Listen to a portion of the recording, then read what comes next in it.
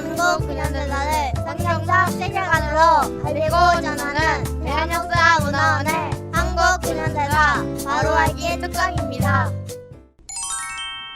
건국의 걸림돌 첫 번째 이야기, 좌우합작.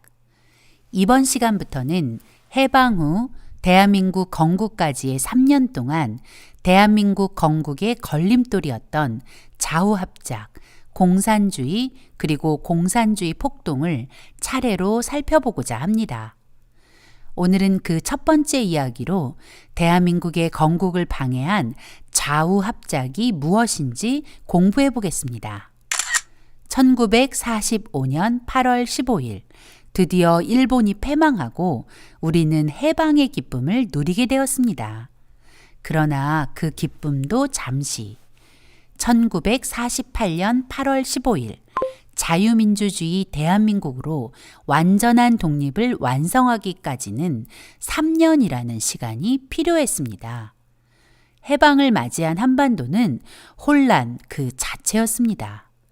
이미 조선 왕조는 막을 내렸고 나라를 일본에 넘겨준 이씨 왕조가 다시 한반도를 통치한다는 것은 이제 가능한 일이 아니었죠.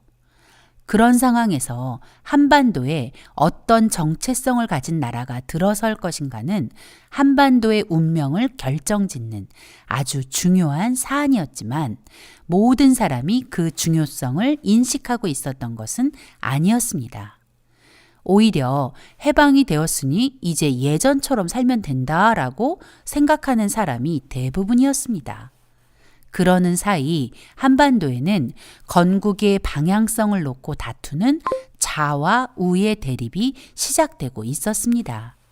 그리고 건국 과정에서 좌우합작이라는 변수가 등장하여 건국의 발목을 잡게 된 것입니다. 그런데 좌우합작이 무엇일까요? 우리는 좌파, 우파라는 말을 자주 듣습니다. 그러나 정확한 의미가 무엇인지 설명하기는 쉽지 않습니다.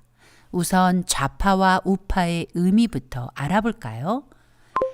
좌파와 우파의 기원은 프랑스 혁명으로 거슬러 올라갑니다. 당시 프랑스의 국회였던 국민공회에서 의장석을 기준으로 급진파, 즉 혁명파는 왼쪽, 온건파, 즉 왕당파는 오른쪽에 앉았습니다. 이것이 급진파는 좌파로, 온건파를 우파로 부르게 된 시작입니다. 그러나 누가 좌파고 누가 우파인지 시대에 따라, 나라에 따라 의미가 조금씩 달라지기도 합니다. 그리고 어느 나라든 좌파와 우파가 존재합니다. 우리가 일본으로부터 해방된 1945년, 한반도의 좌파는 공산주의와 사회주의 지지자들이었고 우파는 자유민주주의 지지자와 민족주의자들이었습니다. 그런데 해방 후 건국 과정에서 좌우합작이라는 신기한 현상이 일어나게 된 것입니다. 전혀 정체성이 맞지 않는 두 집단이 합작하자는 이야기인데 절대 가능한 일이 아니었죠. 이 좌우합작이 바로 하나님이 주신 꿈과 사명을 감당할 하나님의 말씀대로 통치되는 거룩한 나라, 대한민국 건국의 발목을 잡는 사단의 방해 공작이었던 것입니다. 지금부터 왜 좌우합작이 건국의 걸림돌이 되었는지 그 이유를 알아보겠습니다. 1917년 볼셰비키 혁명 이후로 전 세계는 공산주의 열풍이 불고 있었습니다.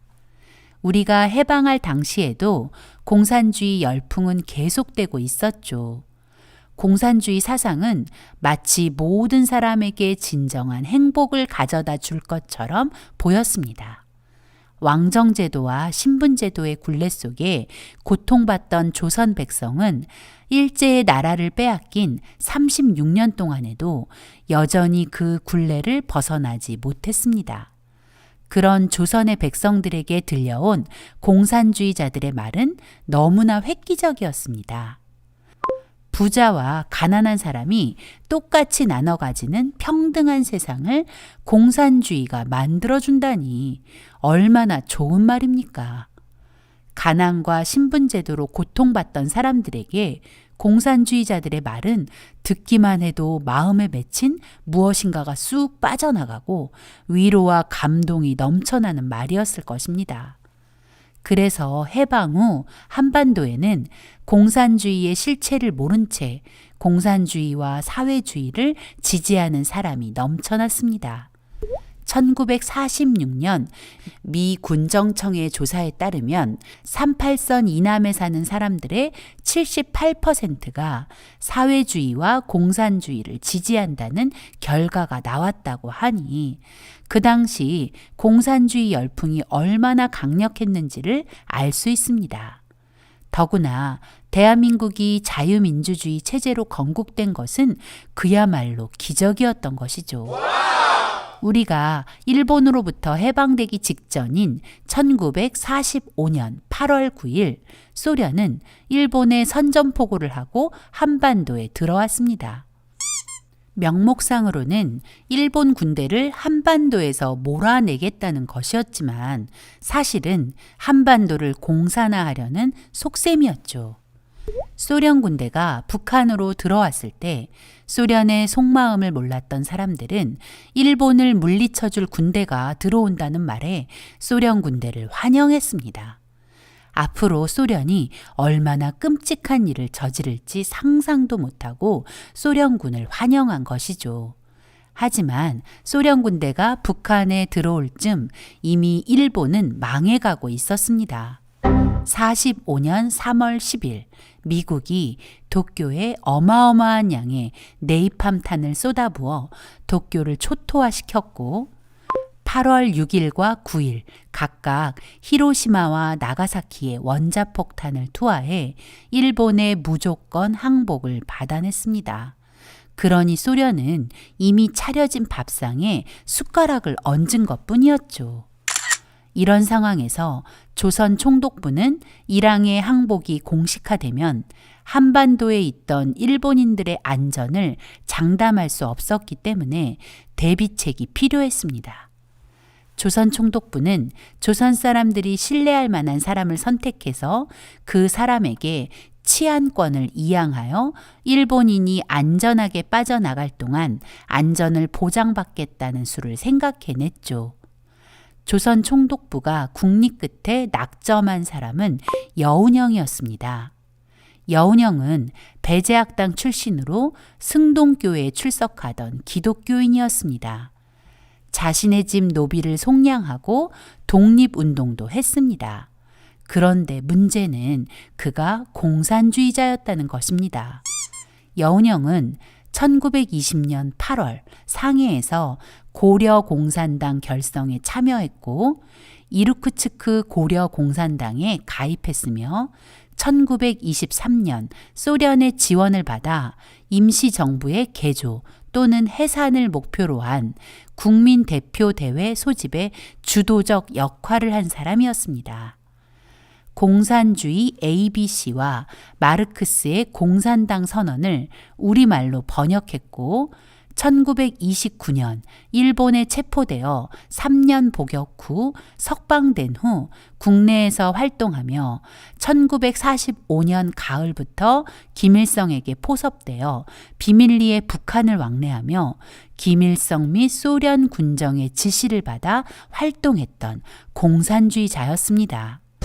당시 많은 사람이 공산주의가 좋은 줄로만 알았던 때라서 여운형은 조선을 위해 일본과 싸우고 조선 사람을 사랑하는 정의롭고 존경할 만한 사람으로 보였을 것입니다. 일본은 하필 그 여운형에게 조선의 치안권을 넘겨줄 테니 일본인의 안전을 보장하라고 제안한 것입니다. 여운형은 조선 총독부의 제안을 받고 서울의 은신에 있던 공산주의자들과 만나 일본의 제의에 어떻게 대응할지 상의합니다. 공산주의자들에게 정말 기쁜 소식이었죠. 이제 일본이 떠나면 새롭게 나라를 건국해야 하는데 공산주의자들은 그 나라가 당연히 공산주의 체제의 나라가 되길 바랬죠. 그런 상황에서 일본이 치안권을 맡아달라고 했으니 이렇게 좋은 기회가 또 있을까요?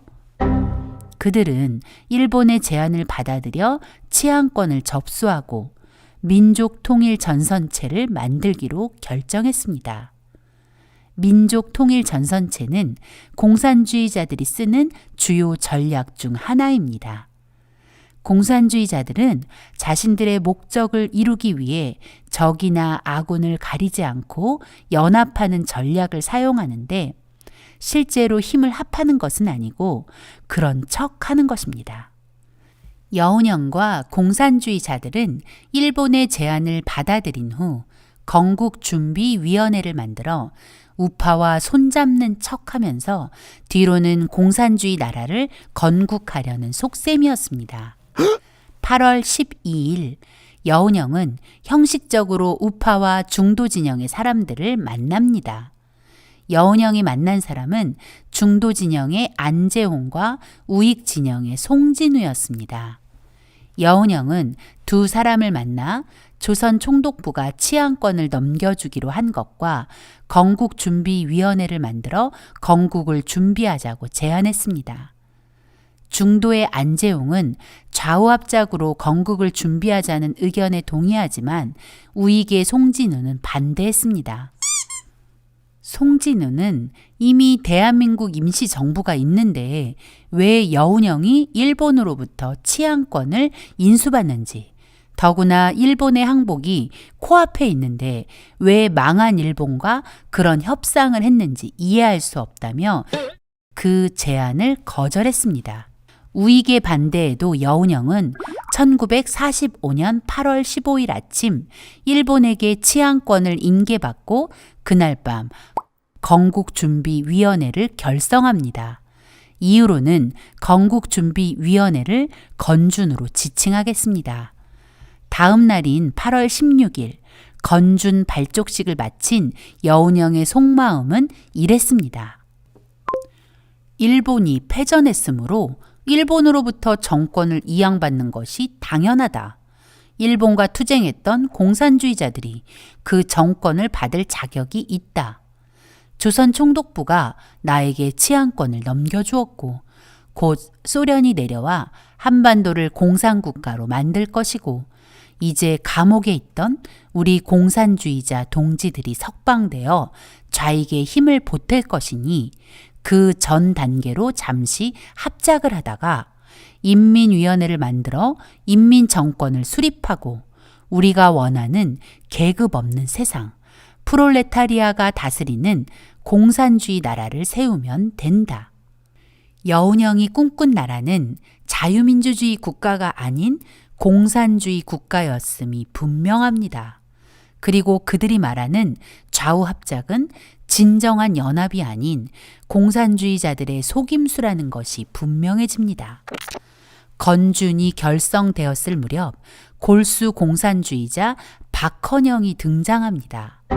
일본의 눈을 피해 숨어있던 박헌영은 해방 후 서울에 나타나 자신이 소련에게 인정받은 조선공산당 재건 책임자이며 조선공산당이 재건되었음을 선언합니다. 게다가 건준의 주도권도 박헌영에게 넘어가게 되었죠. 그런 상황을 지켜보던 중도의 안재홍은 건준의 실체를 알게 되었습니다. 자신이 속았다는 것을 깨닫게 된 것이죠. 그렇게 9월 초 중도파 안재홍도 건준과 결별을 선언합니다. 이런 사실을 놓고 볼 때 건준은 공산주의자들을 위한 건국준비위원회였다는 것과 자유민주주의 체제, 대한민국 건국의 걸림돌이었음이 분명해집니다. 그런데 현재 대한민국의 역사교과서가 건국준비위원회를 대한민국 건국의 주도적 역할을 한 것처럼 가르친다는 것이 우리의 마음을 더 비참하게 만듭니다.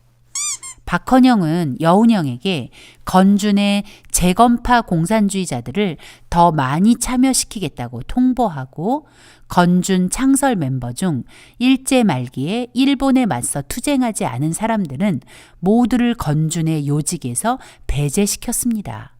여운형은 그야말로 낙동강 오리알이 되었죠. 이제 건준은 박헌영의 뜻대로 움직이는 더 확실한 공산주의자들만의 모임이 되었습니다. 박헌영은 이제 더 이상 그들의 본색을 감추지 않고 공산주의 나라 건국을 시도합니다. 조선인민공화국을 선포한 것입니다. 이하 인공이라 지칭하겠습니다. 1945년 9월 6일 밤 박헌영과 재건파 공산주의자들 그리고 소수의 경인지역 노동자들은 경기여고 강당에 모여 우리는 3천만 조선인의 총의에 입각한 정부다 라고 주장하며 한반도의 공산주의의 정부 인공을 선포했습니다. 말도 안 되는 억지였습니다.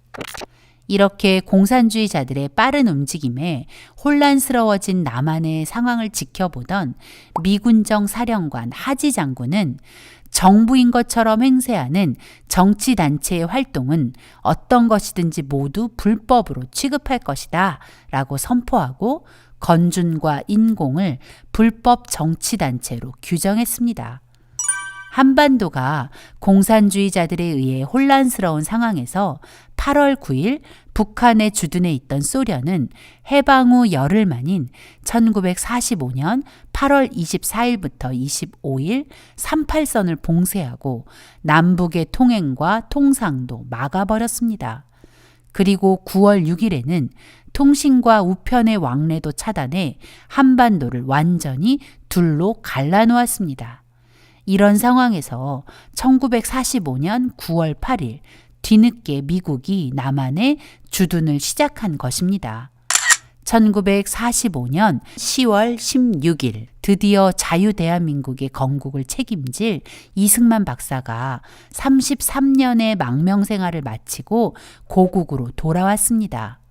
이승만 박사가 한국에 들어오면서 이제 남한은 본격적으로 자유민주주의로 나라를 건국하려는 자유민주주의, 반공, 반소 세력과 공산주의, 좌우합작 세력이 팽팽하게 대립하게 됩니다.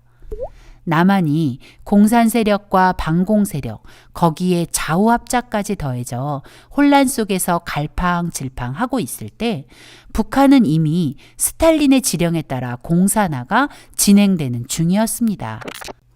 북한은 우리나라의 행정부에 준하는 북조선 임시인민위원회를 만들어 공산주의 건국을 벌써 완성한 셈이었습니다. 이 모든 일은 스탈린의 주도하에 이루어진 것입니다. 스탈린은 소련 주변 나라들을 공산국가로 만들려는 야심을 가지고 있었고 한반도도 예외는 아니었습니다. 소련은 이렇게 주변 나라들을 차근차근 공산화해 나갔습니다.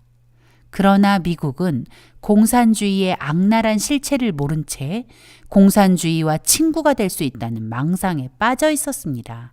바로 좌우합작 사상이었습니다. 그래서 미국 대통령 루즈벨트는 2차 세계대전의 승리를 위해 스탈린과 손을 잡고 소련의 군사적 경제적 지원을 해주는 어리석은 자의 길을 걷고 있었습니다.